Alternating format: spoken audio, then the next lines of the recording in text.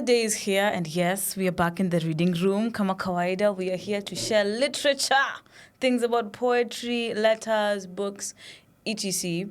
And as always, it's very exciting to hear how creatives think, create, express themselves. That's why the reading room was created. Also, for us Africans to keep remembering that we do also have literature and we have our own ways of passing down literature, thus poetry, spoken words, letters, songs, and many, many, many more to come. Malika Oma is I, your host, as usual and probably forever. And this is Tetanam, the podcast for Africans by Africans. So, my guest here today needs introduction, but definitely not from me. We have a culture here on this podcast where I don't introduce people who come on. Oh. People introduce themselves. Okay. Because I always believe you say your story before the world tells it for you. So it gives you control of your narrative. And I think when you introduce somebody, you're maybe limiting them. Kuna kitu hujasema, kuna kitu ungefaa useme. Maybe you didn't do it how they would have wanted you to do it. So I love it when my guests introduce themselves. Another thing with the introduction, don't hold back. Kama umefanya kazi mjengo, tafadhali ambiana. Kunaweza kuwa na kapateli hapa mtu mjengo anahitaji mtu. So don't be afraid to let all your flowers shine. Okay. Do I look at you? You look at me and me, of course, when we're in conversation. Yeah. But feel free to always also look at camera and address camera. Okay. Hi, everybody. My name is A.Amari. I am a writer, a poet, a storyteller. I am a lover of adventure. So you kind of caught me off guard. I'm wondering, how do I encompass my whole being into just a very short intro? Not a short intro, no, and that's a challenge most humans face. You always want to fast forward your life when probably you have a 10, 20-page bio about you. Yeah. So it's sema yote. Okay. Haujui nani anasikia, hata mimi sijui nani anasikia. Yeah. Unasema adventure mtu akose safari za kusikia aseme tunataka udem. Yeah, you never know. Okay. My name is A.Amari. I'm a writer, poet, adventurer. I love hiking, so if you're looking for someone to take you outdoors, you got me. I can say I'm a student of life, that I'm always growing and evolving, and I don't want to put myself in a box. Yes, there are the things I do, like writing, poetry, digital marketing, outdoorsy stuff, hiking. There's a lot I do, but I can just say I'm a creative and a student at life. Awesome. Yeah. Awesome. Welcome to the reading room. Thank you. Welcome to the reading room. A.Amari is going to be one of our resident podcasters. Wow. One of our resident poets and our resident creatives. You are actually our last guest of the season. Save the best for last. Ooh, you see, that confidence. That's the confidence we encourage here. So, you are our last guest for the podcast for this season, but you are our second guest to the reading room. Very excited and very happy to have you here to share your insight and your words. Words are not just words. That's why I'm really obsessed with poetry, for example. They're not just words. It's a manifestation. Yeah. It's a spelling. It's a calling. It's a cry. It's like it's a prayer. It's literally a prayer. So, and we need to be more careful about the words we use, how we use them, why we use them. Yeah. And having people to come and share how they manipulate languages to pass on narratives is something that is very... I can term as successful. So I'm like, you have succeeded at that. Okay. So I'm very excited to hear what you have for us today. Very, very excited. What we'll do, we'll go through a poem and you take us through your headspace when you are writing it. Okay. We have a little chit chat about it and then we'll go to the next one. Okay, cool. That's the flow. All right. So I'm an author, by the way. I was waiting for her to say that. I was waiting. I forgot, and the book was right It's here. right here. So, this book is called Give the Woman Her Flowers. It's an anthology we wrote. We're 8 female poets. So we wrote it during a masterclass we were doing with Power 254. Oh, vibes. And then we created this book, and then we created a show and brought it to life. That's so beautiful. It Shout was. out to you. Shout out to Why you. didn't you know me 2 years ago? Man, Ungekuja show uone. tulikuwa tunangoja TWSS to hook up. It's cool though, and everything in its own time. So the first poem I'm going to read is called Give the Woman Her Flowers. Allah, imeenda wapi? Oh yeah, here it is. Give the woman her flowers. And ngoja. Hii mic inanipick or must I move closer to it? Inakupik. You are the most interesting guest I've ever had. I love it. Your attention to detail. I love it. Okay, thank you. Give the woman her flowers. Entwine her hand in yours.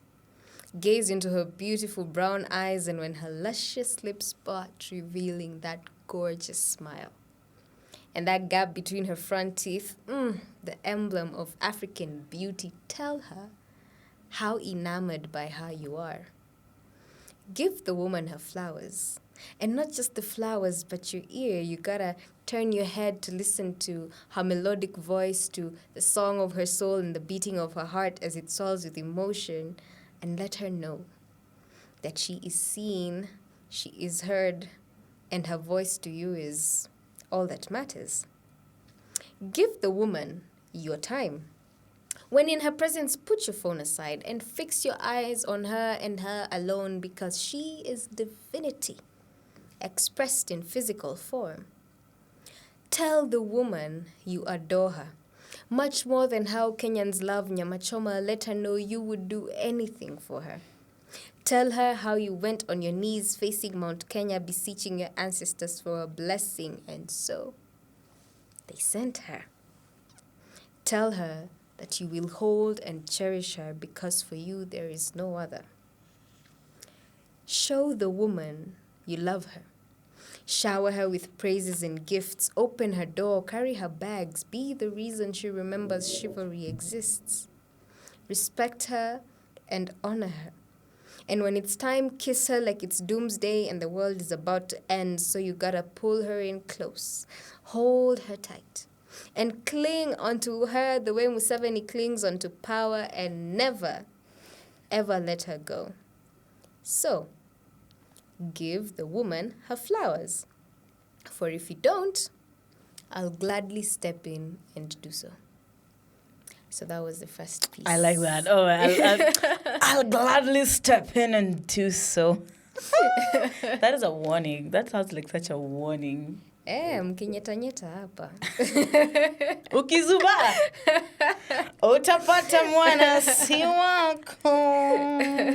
What was your headspace when you're writing this poem? Because you can feel the emotion. Mm-hmm. You can also feel how it's digging at you psychologically through habits that people have. Example, carrying her bag, opening her door. Hizo vitu ndogo ndogo. Yeah. But at the same time, it also feels quite political. Not just with the Museveni reflection, but even as a whole. Yeah. Because the woman can also be representing a nation. And giving her flowers is like taking care of her, like nurturing her actually properly. So where exactly was your headspace when you were writing this poem? Oh my God, that is such an interesting interpretation of the woman being a nation. I'm like, I never thought of that, but well, it applies. And I think that's the beauty of poetry. Like, the person who listens to it will interpret it in their own way. For me, when I was writing this, it was a prompt, actually. When we were writing this book, it was during the International Women's Day Poetry Masterclass. Okay. So our trainer, she's called Sitawana Mwali. She's a very... I respect that woman so much, very accomplished poet. So every day she was giving us prompts and we were writing. So For this one, I was like, give the woman her flowers. Not many people, not many women get flowers or get appreciation. And we don't have to wait for people to appreciate us. Although it is important to be appreciated. But, yeah. But unapata, for example, in the romantic setting, wanaume wengi 90% of men. Guys, it's 90% of men and 90% of women don't use their brains. Yeah, like mtu ako tu hapo just treating you kienyeji, not seeing you as the goddess that you are. Yeah. And even for you as yourself, like give the woman her flowers can be you to yourself. Yeah, giving yourself the flowers, you giving yourself your time, you knowing that your ancestors, like you are, what do I call it? Like you're the pride of your ancestors. You're here, you are divine. So give yourself those flowers. You don't have to wait for anybody to give them to you. And also, even with our friends, do we give them their flowers? True. Kwa sababu, can I speak Swahili? Yeah. Oh, okay, cool. Hata kama utaka kuongea Kifaransa or ni hao ni sawa, we will subtitle it. Okay. Because you find that so many people don't give their loved ones their flowers, and by the way, flowers is metaphorical here, not just physical ones. You wait until they die. So ndio hapo when you're giving the eulogy, oh, he was a good man, sijui nini. And then the flowers, like this person has never gotten even the physical flowers while they were alive. But then now when they're dead, you find that that's where you're placing the flowers on their graves. So I'm like, these ones are not helping. They're not making, Yeah, they're not helping. Like, couldn't you give them when they were alive? Yeah. Why wait till they're dead? So, yeah, that's give the woman her flowers. That's beautiful. Funny thing, my grandfather has a very similar philosophy. He always says, bring me nice things now.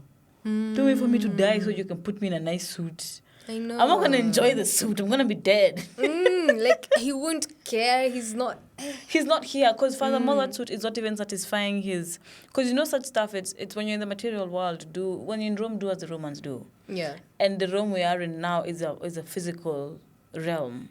So do as how in the physical realm we'll give each other thanks or appreciation. It's not the same way how we do it when we're in the spiritual realm, for example. Yeah, that's so true. It's do as where you are. Kama unajua mtu amefanya vizuri unafaa umwambie asanti.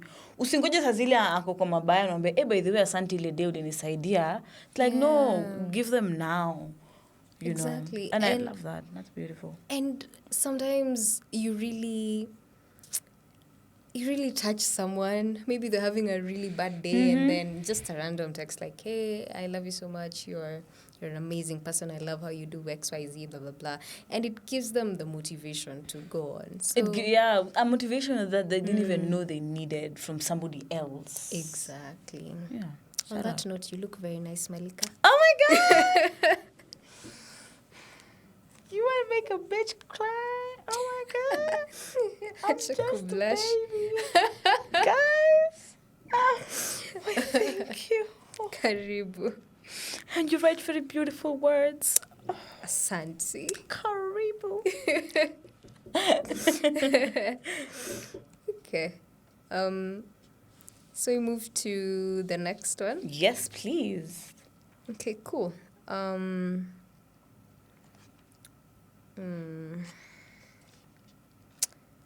mbili nashanga. Do you want a light one? Let me just do a light one. The other one is very depressing. Either or. Even let me tell you, we are open to, the thing about poetry is it plays with a very broad, with a complete broad width of emotions. It's, if I want to talk about something depressing, if it's depressing, it's depressing. That's true. Poetry literally makes you face what you're feeling. Because if you're trying to write a happy poem, there's no way it's going to turn angry. You're already in a happy state of mind, so you're going to give it that. So whatever it is, it is. Kama ni depressing. Okay. Sawa, wacha ni depress kidogo basi. This next one is called When I Die. When I die. When I die, don't bury me. Don't bother buying a coffin. Let it never be said that trees were felled for me. Let no hole be dug. Don't waste any space on the earth to create a place for my dead body to rot. But to keep it politically correct, we'll say a place for me to rest. When I die, burn my body until all that is left is ashes. Don't bother getting an urn, just put the ashes in a disposable bag. The Uhuru bag you get at the supermarket for 20 bob. The one you don't care for when it's gone. If I were romantic, I'd tell you to scatter my ashes in the river, where the current would flow into the ocean and my soul will know stillness. Stillness, such a foreign concept when all I know is the wars raging in my head, never giving me a moment of silence or a moment of rest. But there's no rest for the wicked, I guess. It seems in God's eyes I was the vilest. So scatter my ashes at the dump site, where all is foul and stinky, just like my life was never a beautiful sight, but a cesspool of disappointments, dreams never accomplished, promises forever broken, a heart that was always downtrodden, a life not worth remembering, but better off forgotten. Oof, when I die. Yep. What was your headspace when you were writing this one? I was in a very bad headspace. You could tell. Yeah. You could tell. I was at a place in my life where everything felt meaningless. Like life wasn't worth living at the moment. Things were going on. I think it's that time when I had that very toxic job as well. So, and you know when you're in that headspace, and then also after I left that job, like I was in isolation for a while. So when you are alone with your thoughts, wait. Things get tricky. How about your brain will show you so many things. It will tell you you're worthless. It will scare you in ways you didn't even think was possible. Exactly. Like it will just tell you you are alone. Life is not worth living. No one is gonna miss you when you're gone. No one loves you. Even though that's not the case. Yeah. It's your brain lying to you. So that's where I was at when I was writing this. And where are you at now? Oh, much better. Vibes. Yeah, I'm at a much better place. Msijali. All is good. All is good. If I die this time,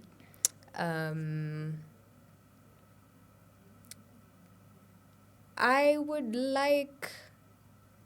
I don't know if you've seen this thing. I've not seen it in Kenya, but I've seen it in the Western world where when you die, they compost your body and then it becomes like soil. So for me, I would like you take the soil and then go plant a tree. Oh, I get you. Yeah. That's so cool. Just being one with a tree. That would be so cool. Like 30 years from now, like, this is Malika. Like, yeah, guys, I'm here. Yeah. I'm here. That would be so cool. That would be really cool. And see, our ancestors, like, when we used to go back dust to dust, tunarusha mwili kwa the forest. It was like there was no box. Life. Can I say there was no box for lack of a better word? Yeah, there's no casket. There was no casket. Because I feel like even that, it's already... Yes, it's wood, of course, it's part of the world. It's part of a tree. But it's not the same thing. It's not the same. It's like metal. Metal came from a substance from the earth. But when it's here with us, it's not the same thing as being in connection to nature. I think death is inevitable. Not even I think it is. And I think it's just important for people to constantly prepare themselves psychologically. Not only am I going to die, people around me are going to die. Yeah. People I know are going to die. People I care about are going to die. And somehow find a way to train yourself, if that makes sense. Though I think it's also hard for you to train yourself. But it's preparing yourself that this could happen. This is the possibility that can happen. Not could, it can happen. Yeah. So even maybe when you're there, of course it's gonna hurt still. It's still gonna be a blow. But you were psychological. Part of you was like, at least nilikuwa prepare for this moment. So even if it's like a 2-ply mattress of comfort it's giving you to console you, at least it's something. And your body, your brain has a program to start grieving. It at least has okay, we were ready for this to happen. Now we have to deal with it that it's happened. That's what I think. So even every day, I imagine. Okay, not imagine. That's harsh, damn. But once in a while, like very frequently, I think about, like, for example, my parents, because I know it doesn't make sense for the child to go before the parent. True. So as a child, I have to psychologically prepare myself, not even prepare myself, but keep letting myself sit with the reality that this is something that could happen, would happen, might happen, and I can't necessarily run away from it. And just be able to, like, okay, that's a fact I can't change. Yeah, we can't change. And I think the beauty of life is realizing the impermanence of things. Yeah. That nothing lasts forever. Nothing lasts forever. Like, nothing. Even our bodies are always changing. Right now, there are many cells in my body living, others are dying, others are being created. That's true. So there's this philosophy, like the way you said, memento mori, remember you'll die. Yeah. So I have like a calendar on my phone. I have a memento mori calendar. So it's like a calendar of your life, and then unaeka the number of years that you might live. So it shows you a percentage you have already lived. So for example, like I've put mine for, 70 or 80 years? I don't remember. Really? And then it gives me a reminder every week. You have lived 35% of your life. The weeks of the year, like right now, I think I feel like it's the second week of this month. It's the second. Okay, I don't this know month the is number going fast, though. Yeah, it is. I love it. I love it. Like, can we wrap this year up? Like, guys, final take. We need to be calling it a wrap. I feel you. So, like, they have a reminder, this is you are 70% done with the year. So, like, looking at there, and you just see it, and you're like, oh, damn. I've already lived 35% of my life. And actually, it's not even guaranteed, because we talk about loss, but then it's so different when someone that is young dies. Because there's someone I'd gone on a camping trip with, like, we weren't close, like, I was the founder of that camping group. And then nashtukia tu naona haya. He's gone. He's no more. He's someone who was so adventurous, someone who loved life. And I'm thinking how good it is to live doing the things you enjoyed. Yeah. Because for him, he enjoyed, like, I don't think anyone would do camping and expeditions if they don't like that. Like, he was someone who did a lot of adventures. So he went, but at least he had experience doing something he loved. So I'm imagining, because he wasn't even 30. Guy. He was 20-something. What took him? He died in an accident. Oh, no. Yeah. So I was imagining, like, what if he had never actually took the risk of doing the things he did? He did, yeah. And was just living a very boring life, Okay. a life that is not fulfilling, and then unaenda too evil. And then now you'd be so disappointed in death. And then now you say, let me reincarnate so that I can learn my lesson. Mi sitaki kurudi huku. Me, the only reason if I ever come back here, I'm coming back as a cat. As a house cat. A well-loved house cat. Paka ya nyumba. To be very specific. You feed me, I make you pet me. If I don't want to fuck with you, I'm like, fuck all, get out of my face. That's the only reason I'm coming back here. If I want to come back as a cat, guys, there's an error. There's an error. Where? But I get you. death really does creep up on us. Mm. The god of death is really a creeper. And there's something that you say, what that is asked, what do you say to the god of death? You say, not today. Every day you're like, not today, not today, not today. But at the same time, all men must die. Yeah. All men must die, people. Vala de Horus, Vala de Haris. All of us must die. We must all die. What else do you have for us? This one is called Wounds You Can't See. Wounds you can't see. Yeah. Go on. Tell them. Shout your story from the rooftops. Raise that pathetic little voice of yours and let's see if anyone will listen to you, let alone believe you. You said I hurt you, but where's the proof? Where are the cuts, the bruises, the broken bones, the black eyes? Show me. Where are they?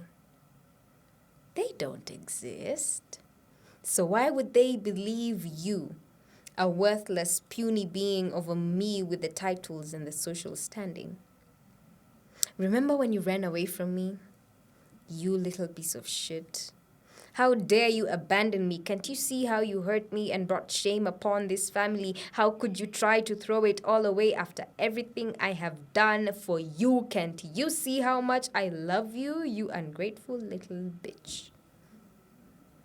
And so you ran crying to your mom and dad.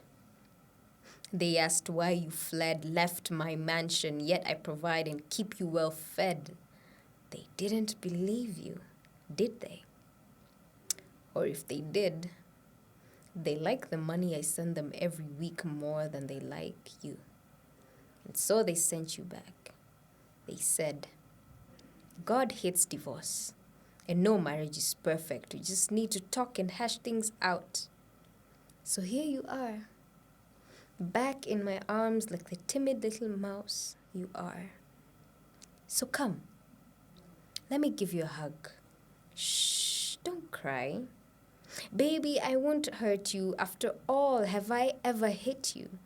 I promise I won't hit you with sticks and stones to break your bones, but I will crush your soul. I'll get into your head, change the narrative of what I said until you feel yourself going insane.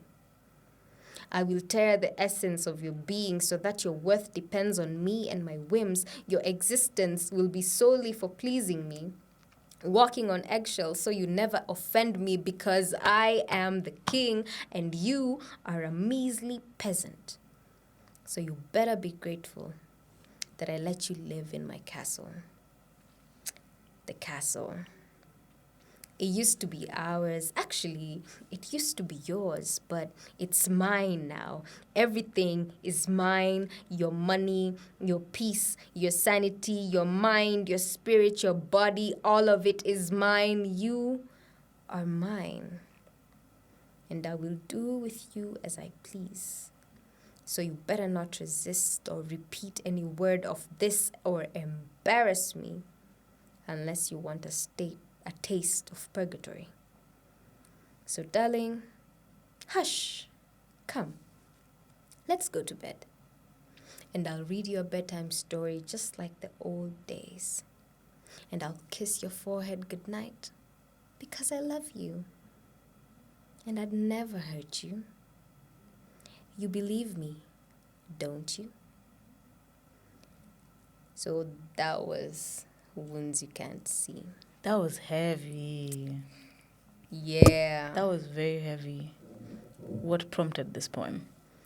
I was doing a show about gender-based violence. Could feel it.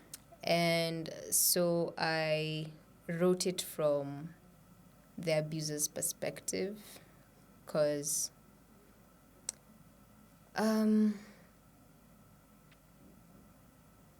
I wanted to tap, because when I write, I like tapping into other perspectives, like stepping into other people's shoes. So I was like, what does an abuser's mind look like? So I tapped into that and wrote this poem. So it's called Wounds You Can't See, because even from the poem, you can tell this person doesn't abuse the partner Physically. It's through your words, through finances. So we have emotional abuse, mental, financial, and some sort of spiritual also. 'Cause it crushes your spirit. True. So people don't talk about this. People will assume, you have a husband, he doesn't beat you. But then sometimes you find hata yule anakupiga. Because this one, like, who uses the words and nobody believes you at all. You tell your parents and they're like, we don't see the cuts, the bruises. So this person knows. That's why they're saying, but you said I hurt you, but where's the proof? Where are the cuts, the wounds, the broken bones, the bandages? Where are they? So some of these abusers like resort to the non-physical ways of abuse. So, and gender-based violence is, I hate that it's something that is so prevalent in society. I hate that it's something we have to keep campaigning against, because how did we even get to this point where we don't live in harmony with each other? How did we get to the point where someone thinks it's okay to abuse you, someone thinks it's okay to hate you, someone thinks it's okay to sexually assault you? Like, how, I don't know how it got to this point. Yeah. It doesn't make it's honestly plain madness. Like, it's plain madness. Religion is one of the things I personally blame for the patriarchal system that we have. Yeah. Because even it's a group of men who wrote the book, the Bible. It's a group of men who decided how things are going to be done in this church, synagogues, temples. It's a group of men who said that women do not have a place, to especially to speak. It's a group of men who silenced women like Mary Magdalene and turned her into a whore. And sadly, and you're right, it's like, what the hell? Why are we always being divided, male, female, to get into each other? And then I used to be one of those women who didn't used to want to talk about these things as much. Like, let me say when it's in my early 20s, because I was like, guys, come on, yeah. But I think as I grow older, and then I face it, or I see it personally, and I'm like, this is actually madness. Like, I remember when I was living in SA, there was somebody who I was trying to get my camera back from them. So I had to go to the police station. Bro. What? Bro. What? My dear. Police station, kwani kuliendaje? Hey, that is a whole story. Hey. Okay. This guy, so this guy had a studio. My camera was in his studio because the group of us were doing an internship with his studio. And then for safety reasons, we finished production late. Instead of me walking around with my camera, it's safer for me to leave it there. Little did I know, I should have left with my goddamn camera. So, yeah, I had to go to the police station. So this person knows I'm serious. I literally had to go with the cops to a club to pick this guy out. Yes. Fucking madness. Fast forward. So I'm in the police station, and then a young, like 15-year-old girl, 15, 16, like she's a teenager, she's brought in with another lady. So at first I thought it was the mom, or like a family member or something. Then I overhear, and she's like, hey, where this girl is living, she's not in a safe house. Her brother is very violent towards her. Yeah. And she lives also with the grandmother, and the grandma is not doing anything about it. And I'm worried for her life. So this is a neighbor, anasikia uni msichana ndugu yake. You share the same blood with this person. Is doing this to you. And I'm like, what? Who actually can you trust? There's an example I have been giving, I think, on a couple of episodes, and I still give it sometime in this year. In Kisii, there's a man who defiled his 4-year-old daughter to death. You're like, this is a kid who doesn't even understand, doesn't even know what you're doing. Kuna mwingine nini 8 months. Surely mtoto wa 8 months. 8 months. And you're like, what? And the thing is, why also what made me now be more rampant in talking about it is because it's always a man who's doing it. Me, I've not had a case where a woman is raping a grown man. Well, there are some, yeah. But sijasikia, personally, mi sijasikia. And something very funny about men, even when they are experiencing sexual intimacy in a violent manner or violence is being done to them, they're still turned on. They're still turned on. But not saying that men don't go through molestation. I'm not saying men don't go through it, because they do. Yeah, they At do. younger ages especially, they do. And you find that more often it's other males. Other males who do it, or it's a house girl who's done it. So somebody is prying to you, but that doesn't mean, if that doesn't mean you now have to go and do it to a woman.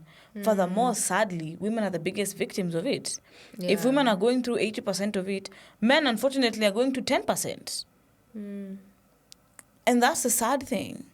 And I love how this piece calls that out and says, dude, mi even do nakufanyia na utadu. Yeah, nobody will believe you. Which is, it's so sad. It is. And it's a reality amongst so many women, even in normal relationships. Yeah.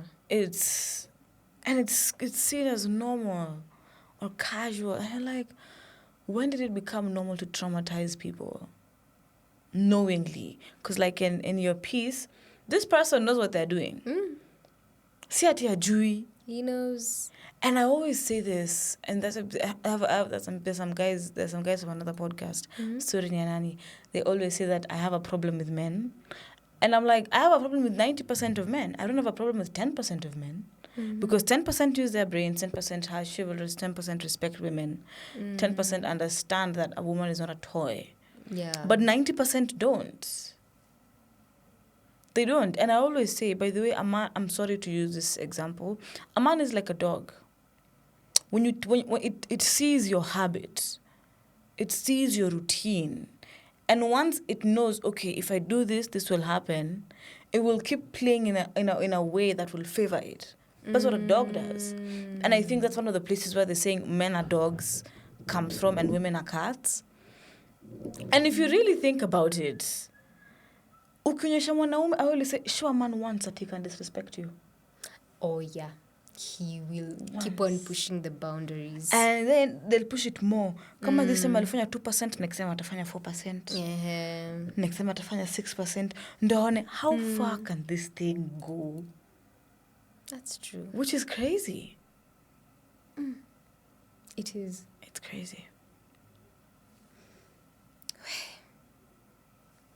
I just hope we can get to a place where we like learn how to respect each other.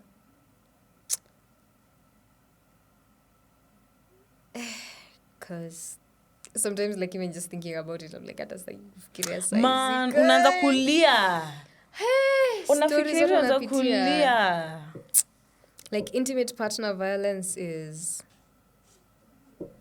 It's crazy. It's crazy. And I think that's the hardest to believe because there's this very popular saying in Kenya, story watu wawili wameona uchi. Wachana nayo. And you're like, okay.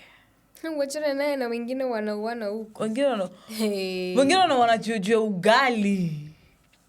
Ati ugali ilikuwa baridi. Bruh! Imagine the audacity. Ugali. Hey.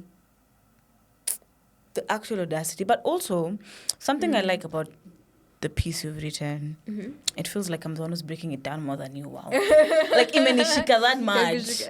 Like, it's such things really make me so passionate in speaking about them. I think it's a very loud message to women. For women to understand, you need to see everything has a pattern. Stop believing the words. Look at the actions. Stop believing the words because men talk. They're sweet with language. That's why wanaume ukatia watu. They're sweet with language and women would like to hear. Yeah. Aki aliniambia hivi. Kuna hiyo sweet things, but then there's also something where you need to pay attention to what they're saying. Oh my God. It's okay, it's okay. Where you need to pay attention to what they're saying, because shitty people will tell you they're shitty. Alafu utakuwa hapo, no, you're not so shitty. No, you're amazing. That kind of thing. Ni kama I always They will tell you. I will tell you straight They will up. tell you I'm a shit person. If someone tells you I'm a shit person, Believe. no toroke. End up. Please, run, Murife. Run. Please run. Run. And I always say, once somebody shows you who they are, believe them. Do. Freaking believe them. Especially when they're in a position where it's challenging to them. And this applies to both men and women, because women can also be perpetrators of violence. Yeah, that's true. And it's actually something that's currently on the rise. The good Malika, the good me, is like, I'm so sorry, guys. Like, no one should be going through that shit. It's fucked up. Yeah. No one should be going through. That's the good me. What about the bad you? And the evil me. With the two devil horns.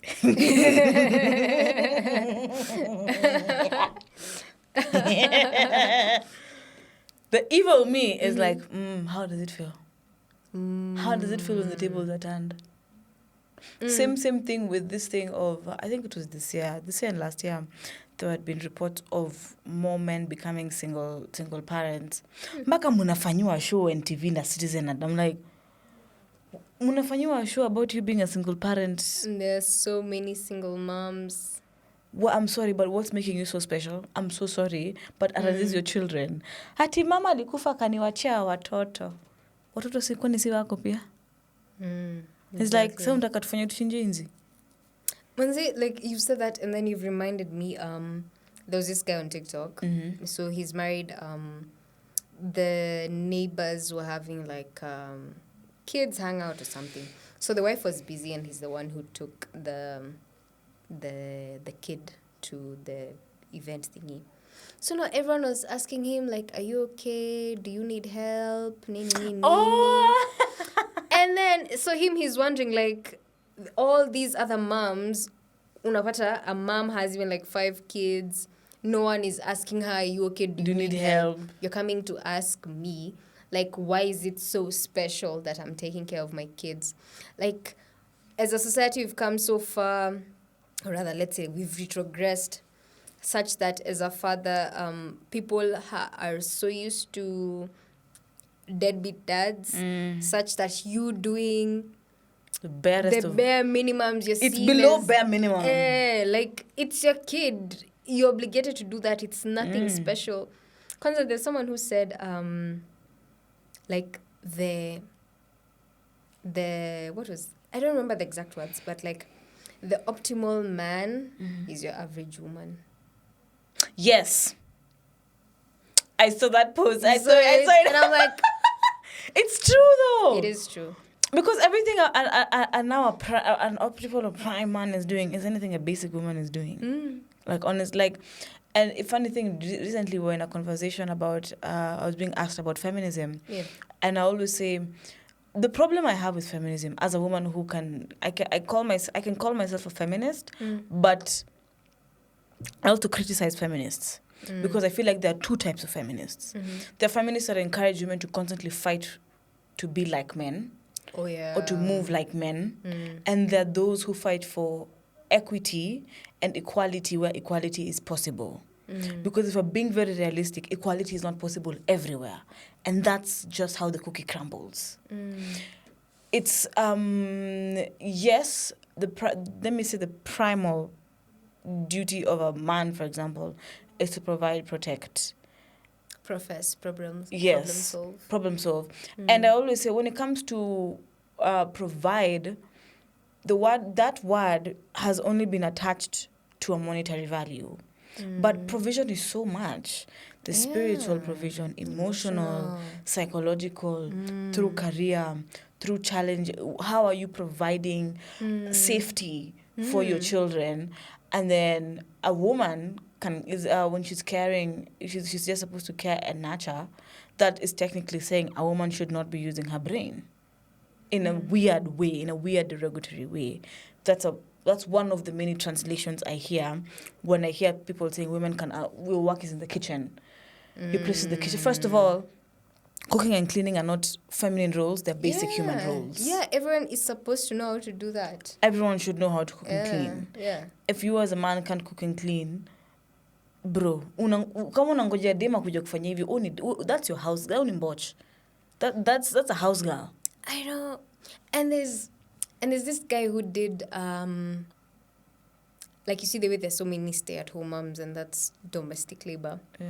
He did like a hesabu of how much would a live-in chef cost?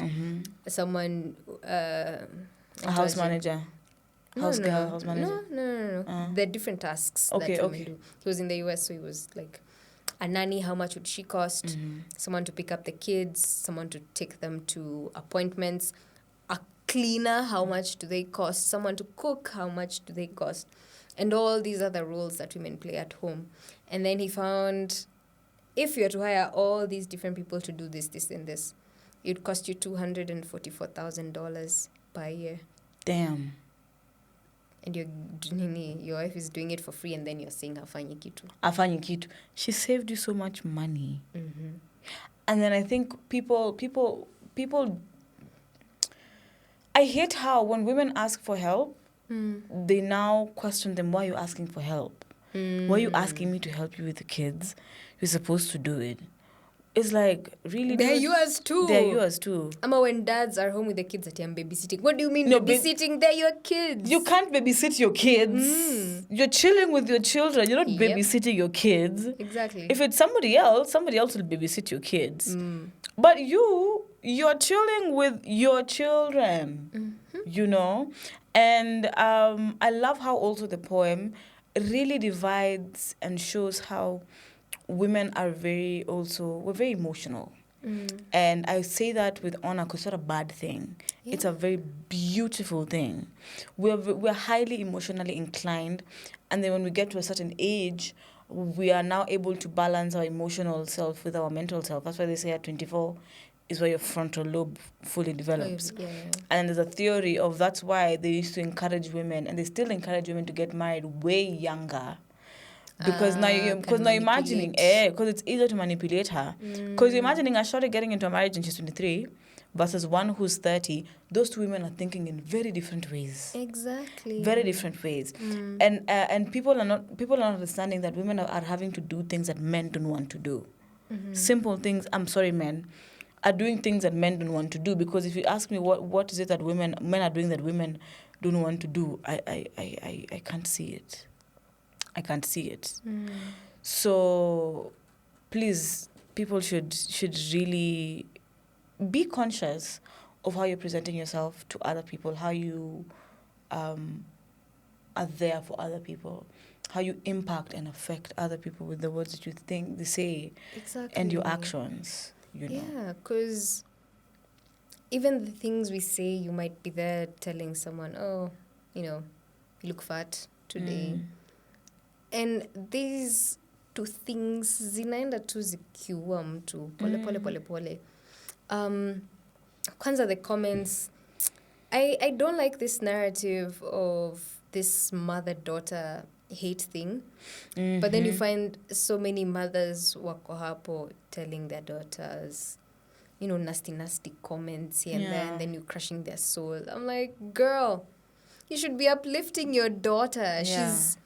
You've gone through this. Like, why can't the cycle just end with us? And then we choose better for the future generations to come. And even how we talk to our friends. I remember I had in high school, classmate. She was always telling me, you've become so fat. And I'm like, really? I wasn't even that big when I was in high school. But, those things to a developing teenager, and that time you're self-conscious, your body is changing, you don't know what's happening with yourself, and then do nakuja nakukumbusha you've grown fat. Of which is natural during adolescence. Yeah, you gain weight. Exactly. It's natural. And especially with girls, your body is readjusting to be able to keep hosting your womb. Exactly. Okay, we're growing, we need to stretch this out, we need to get ready for your period. It's a lot of actual change that goes on within our bodies. Yeah. And then you're shamed for it. Imagine. And you're like, but I didn't ask for this. This just happened to I me. know, like, yeah, alikuwa na ring hapo juu, alikuwa na flat tummy and whatever, but you know what, it is what it is. I also really hate, it's the things I really, really hate also that the world does. Yeah. And then pretends that it's solving these problems is the whole concept of body shaming people.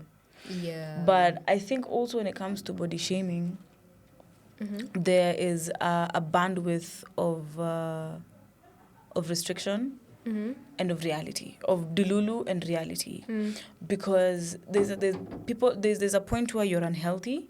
Yep. And then there's a point where you're loving your body. I always I don't know if you saw the recent Victoria's Secrets show. You should go watch it if you've not checked it out. And some of the models, like very few of the models, were what now the fashion industry there considers as a plus-sized woman. There was a lot of mixed reactions. Kwani their plus size was like average size? The plus size was one who's curvy, yes, but toned tummy, toned arms, like she's toned. So Lizzo has lost so much weight right now. She has drastically lost weight, not in a bad way, in a very good way. And why I'm using Lizzo as an example is this. Before, she was very huge on, I love my body, I love how I am. But the reality of the matter is she was unhealthy. You can love how you look, but are you healthy? Exactly. That's where now we ask the question. And then it's, okay, are you healthy and are you looking realistic to match this category of women? Or this category of names, if body types, that's the word, of body types. Yeah. So in this show, for example, I was like, oh yeah, these are curvy babes. Like you can, some got some thighs, she got some booty, she got some titties. She's not like skinny, she's not skinny. She has body, but she's not. That doesn't really fall into plus size, because plus size is, we want to see some cellulites, we want to see some rolls, we want to see some curves, some more curves. That is plus size, and you can have those curves and still be healthy. That's true. So I think there's also, and that has created so much competition within each other as women. And I really hate how women, in very many cases, women will be against women.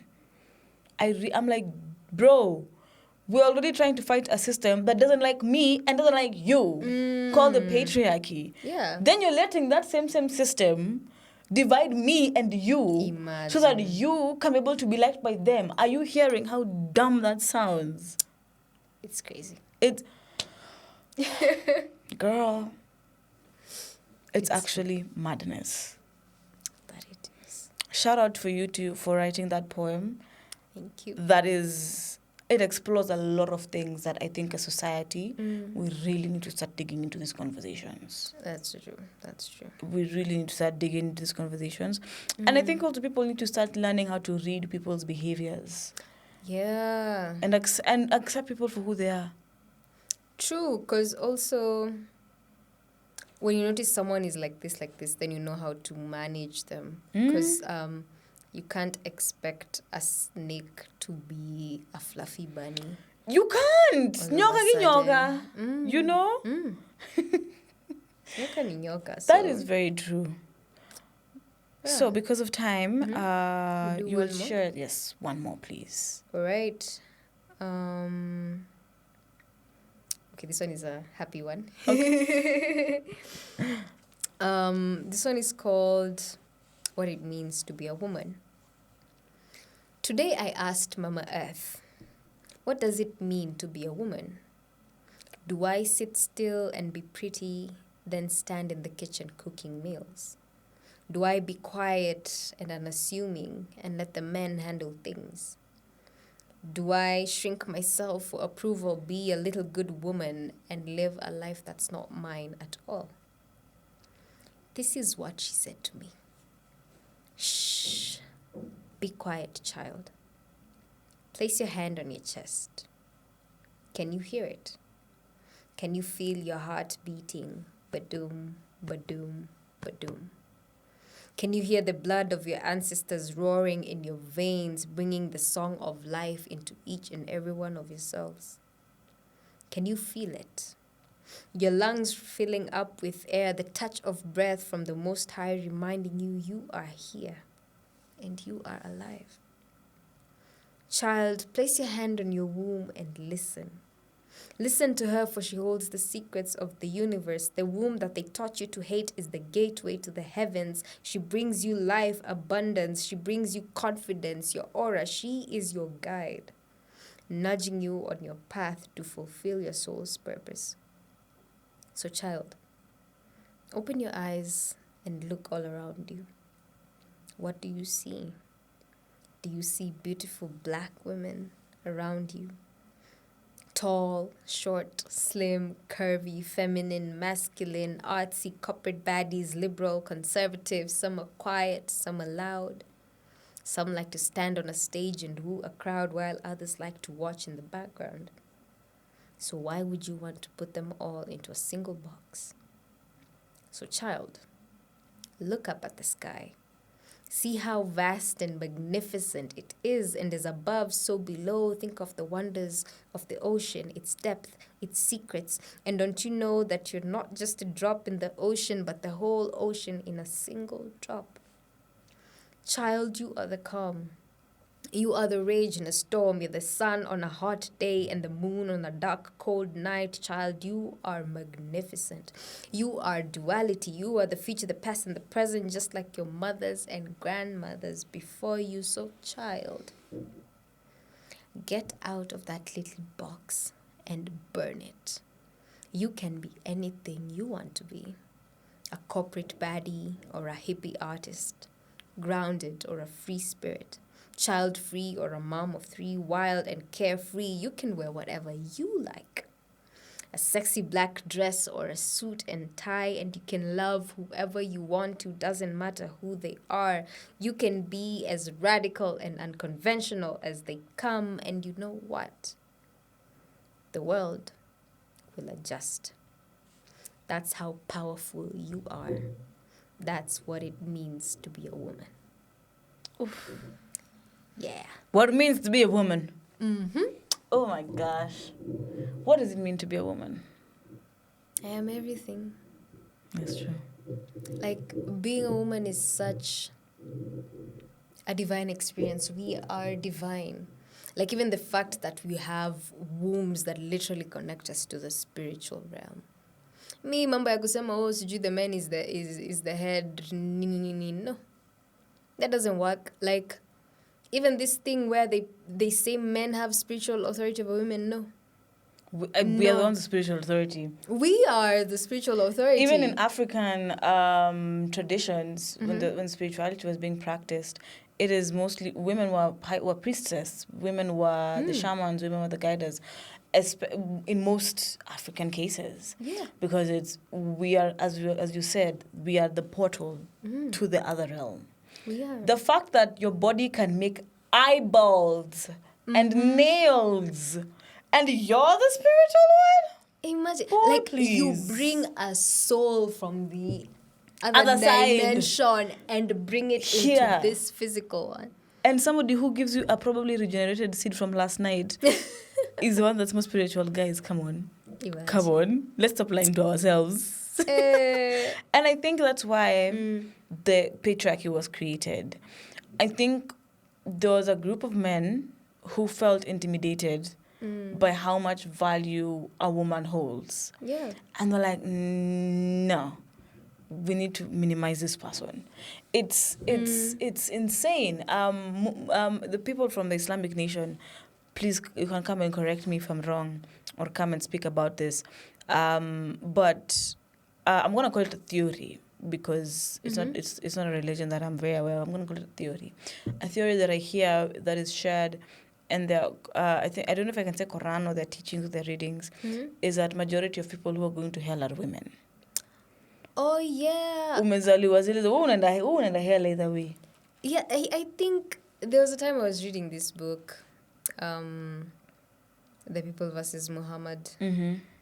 And so there's the Quran and then kuna the hadiths. So like there are 3 hadiths. I don't want to call them supplementary, but they follow a lot of the teachings from those hadiths. So there's Sahih Bukhari, Sahih Muslim. I don't remember the name of the third one. So as I was reading it, so ilikuwa translated. And as I was reading now that book, The People versus Muhammad, I had to cross-check. Like, you guys, I hope you're not lying, because the things he was saying, like the stories that were there and how they treated women badly. And then there was someone who slept with the cop. I don't know if I'll be allowed to say this, itakuwa hate speech. But if it's in the book, it's in the book. It's not your words. You're technically paraphrasing. I'm paraphrasing, okay. So I don't remember if it was Muhammad or somebody who slept with the corpse of his aunt so that she doesn't go to hell. Because women go to hell. Yeah, I'm laughing. I remember reading that because I read this book Kitambo. So like even so hilarious. A lot of the details like zimepita kiasi, but I remember that one and I was like, yeah. If that is not lust, what is that? If that is, you see, you can't even respect a woman even when her spirit has moved on. Even when she's dead, imagine. You can't respect her. Imagine. I always said, you know how hilarious it would be. Mm-hmm. We get to the end of time. Fine, let's say we probably will have died by then. We get to this judgment thing now. And then we see that God is a woman. I'm telling you, all the babes. Like, cheki, kula pause. Wote tufanye kabash kwanza. Tufanye kabash. Kadogo tu. We're saying, we're right. Because some of the things that really make me so convicted about how woman is a god, God is a woman, and I use the perspective of Christianity because born raised Christian. I use that raised Christian technically, the perspective of the bandwidth of emotions that God has between a man and a woman who uses and explores all the bandwidths of emotions. It's women. That's why they call women emotional, and men are logical. And if you look But it's lies. Actually, they are more emotional, but then they mask the emotions because they don't know how to express. They just anger. And unfortunately, most of the emotions that they express are negative emotions, are on the negative bandwidth of spectrums. That's why I'm saying a woman, because women get angry and we show our anger. When we're sad, we show our sadness. When we're happy, we're able to fully explore and express our bandwidth of emotions. Yeah. Whereas men, even when they are sad, they don't know how to be sad. They're gonna, again, as you were saying, make it into anger. Even look at all the wars that we've gone into. It's by men. A group of men that got emotional. Yeah, I even wonder how they say women are emotional, and I'm like, who caused all these wars? Thank you. Who have all these little frail egos and can't take criticism? Who has made all of these rules for society and then still complains? Man! It's like right now with this whole loneliness pandemic. That one was caused by themselves. I'm sorry, I don't even feel bad for them. I'm so sorry, guys. I don't feel two fucks about it, because you're feeling bad about a set of rules that men created. Because women are checking out of your nonsense, I'm supposed to feel bad for you. Okay, you're now stuck in your house playing FIFA the whole day, doing nothing but drinking, getting drunk. You're not being productive. Yeah. And I'm supposed to feel sorry for you. Nafani kuchinjia inzi. Guys, come on. Like society is literally designed for you. You know, it's God is a creator. Between men and women, who actually does the creating? It's us. So it's like God has a lot of feminine traits and masculine traits. God is feeling very feminine. You're feeling like a babe. You're feeling like a girl's girl.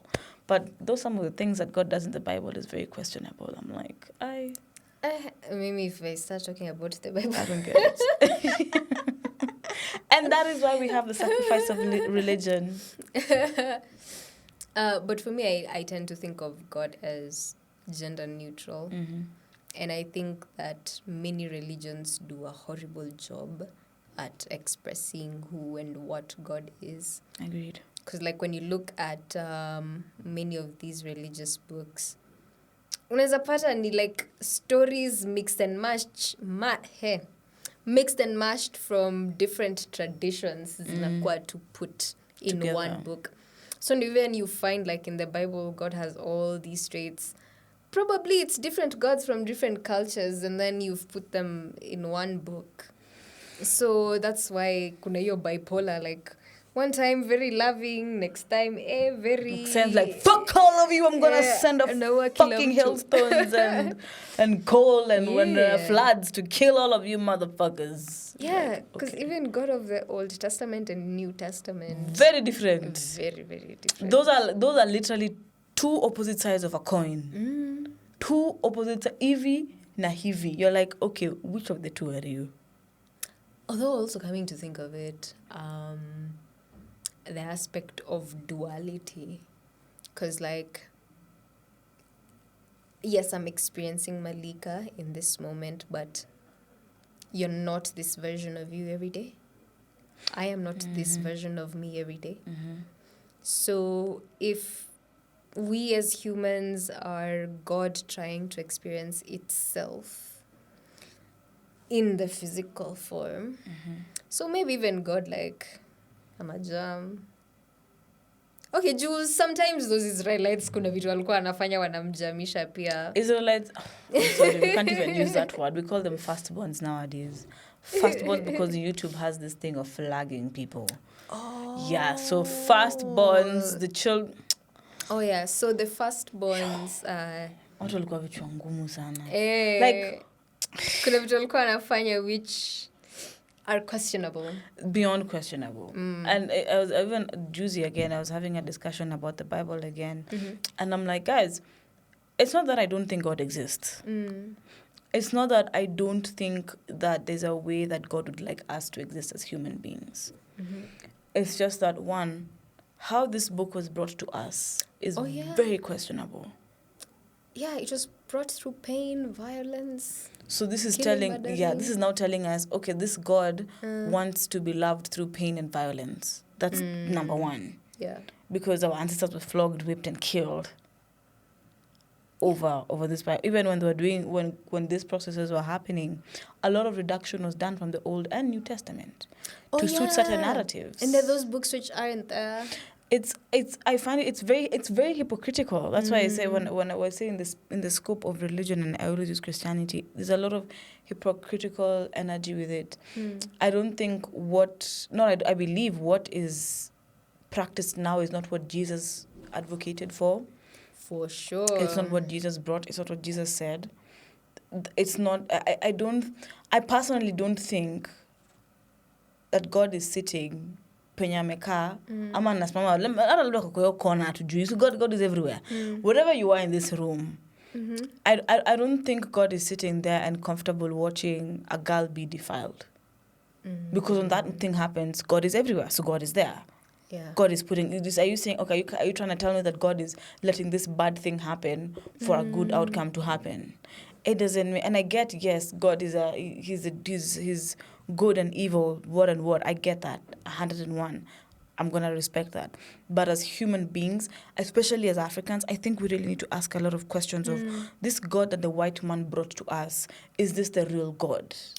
Exactly. This presentation, because the Bible is a tool for Christianity, how will people practice Christianity through the Bible. This is a tool that you can sharpen and reform and forge in whatever way you want.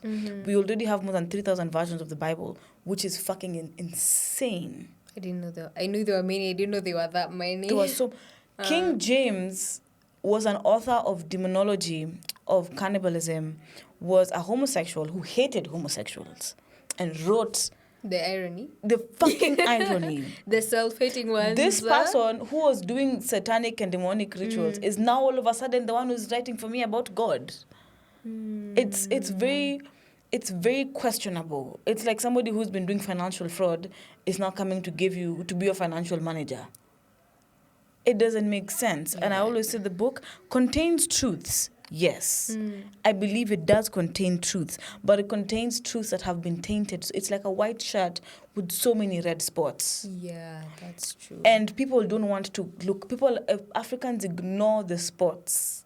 They ignore the spots, but they love the whiteness. But how can you enjoy a white shirt when it has so many dirty spots?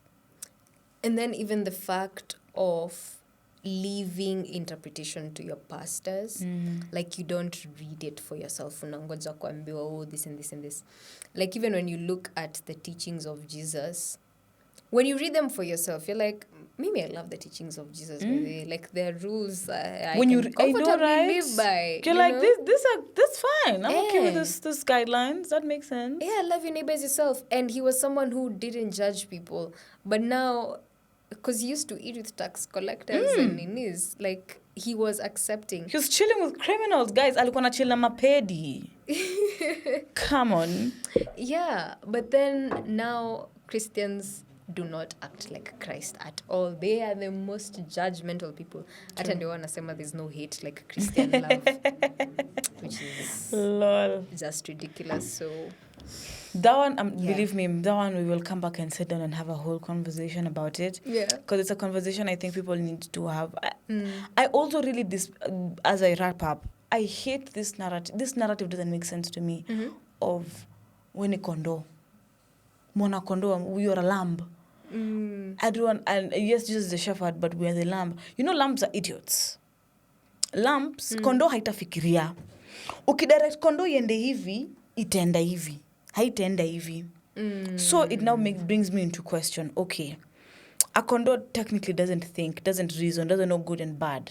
yeah, But the very first sin that you're saying human beings did was to eat from the tree of good and evil. Thus, the tree of knowledge. yes, the tree of knowledge. Thus, knowing the difference between good and Evil. bad. Yeah. Then all of a sudden, I'm supposed to be an idiot. So it's which is the two? Which is which? Let's make it make sense. Finally, wrapping up for real. Food for thought. It's Yeah. food for thought. Thought for food. Food for thought. That one. Yeah. They always blame Eve for the first sin. Yeah. And I always tell people that story is it's a lot of hidden message. There's a lot, you see the pastors and priests, there's a lot they don't tell us in that story. God gave Adam the command, the instruction. Oh, Right? yeah, he didn't give to Eve. Aliambia Mungu aliongea directly to who? To Adam. And Adam is seen as the head. That's why they say men are the head of the household, right? It's fine. You can be the leader. You're the leader in this team. It's fine, right? So wewe kama team leader umepewa instruction. Hii isifanyike. Umeambiwa tu hivyo. Yeah. Hii isifanyike. Ukaletewa kamdem. Another teammate, right? So even when the snake was going to talk to Eve, Alikuwa wapi? first, skiza story. Oh, sorry. You're about to be shocked. Uh-huh. You're about to be discombobulated. Yeah. When Eve was being deceived, hata akaambiwa nyoka, "Ai bro, mimi hata niliambiwa hiki kitu tunaweza kufa ukikula." Mind you, God didn't tell Adam, "You can die." But when Eve was being asked about it, she said, "Hey, I've been told you can die." Really? Go read the story. Go Go read the story. Go read the story, you'll see. Okay. And when she took the fruit, do you know where Adam was? Where was he? Right besides her. Right fucking... he literally saw it happen. Yeah. Because then she turned and she gave it to him. It's nice, eat. And he ate. Who was given the instruction? Adam. Kama ameambiwa ofo kufanya hivi, angambe, "Ai babe, cheki. Me, I don't know what it means, but mse mwenye metuweka hapa alisema tusifanye hivi." When she ate the fruit, angemgonga mkono. Hey. Wewe unafanya nini? Vile Mungu alikuja, what did they do? What did he do?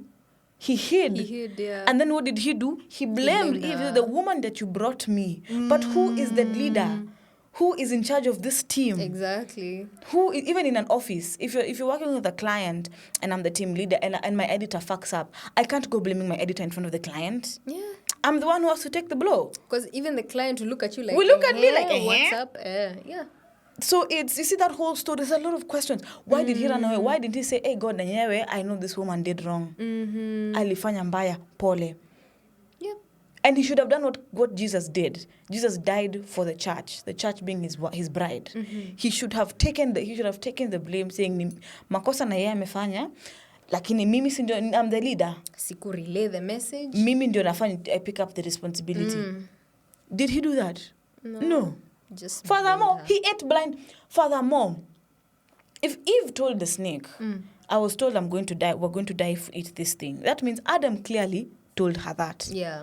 So that means he was chilling and waiting for her to die. He was chilling and waiting to see what will happen to her. I had not thought of it that He was right beside her.